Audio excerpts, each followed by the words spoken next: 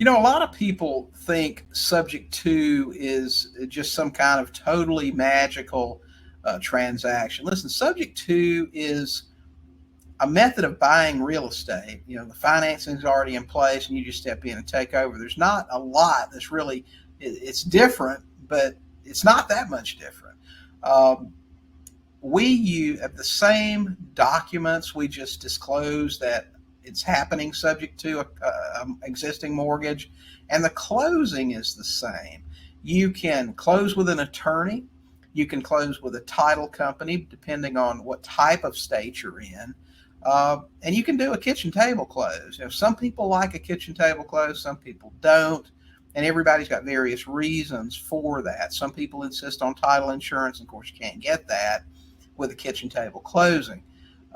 Some people are afraid of practicing law without a license. Listen, if you're a principal in the transaction, you can draw up all the paperwork you want. And it seems like now you can be some type of agent that even prepares legal paperwork now in some states. So that's not even an issue. You can prepare paperwork for other investors, where a few years ago you couldn't do that, but in some states allow it now.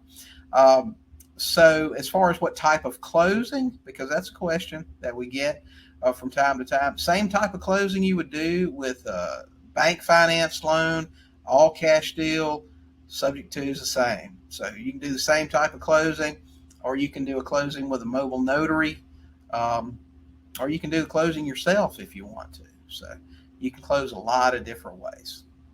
Hey guys, thanks for watching. While you're here, don't forget to hit the subscribe button and check out these other great videos and podcast episodes.